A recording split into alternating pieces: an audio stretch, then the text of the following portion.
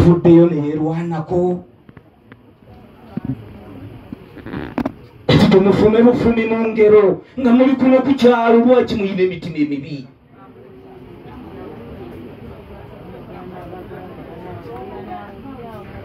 Nze nagenda nesimbawo ku bwemubbi. Naye Woodman yakeera bukezi ku makya n'aga nti gwe oli wa Luganda tufa ffenna. Nentambula naye buli wamu. Kati okulaba abooluganda ono Kabulasoke bwe tujja ne tumukolako effujjo ne tukola ku Woodman kati yeebase wali naye mwe mukiraba mutya. Emitima emibi gino gye mutadde ate okwaffe lugenda kuba lumu Woodman. Nkakasa ku Katonda eyakutonda yakututte. Naye bw'aba akututte ng'olina ennwana gy'osobola okulwana. Tetumanyi bulamu buddako. Woodman lwana. Mulenzi muto agendedde mu myaka egy'okwerwanako. Abamanyi Woodman gy'avudde bino byonna nga tannabona kutandika bibiina nti kuyamba baana. Kabadde kaana kambaata ng'abeera ne maama wano tulera mulere. Mukola ettima obuntu obutaliimu bino ebyensi kati abirese mugenda kubitwala.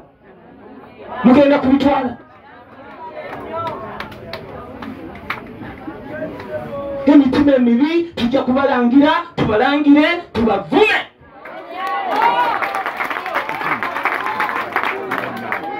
Eno embeera bwe mubanga gye mutandise ate muli babi.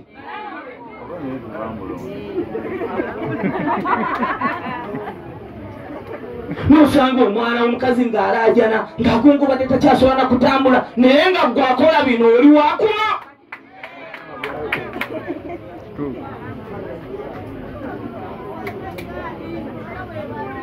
Naye ennaku z'omubbi zibeera ana. Ku kya Woodman tujja kunyiiga, ku kya Woodman tujja kubalaba bubi, ku kya Woodman tujja kubawandulira amalusu. Katonda yali basonyiwa mpozi.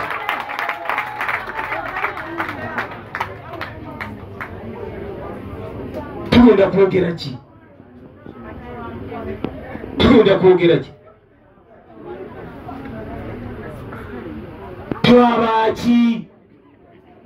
Twabaki ate kyekirire mu ggwanga Uganda bwe muba temusobola kwerwanako mmwe ng'abantu mugenda kubeera mutya? Bwe tuba tetusobola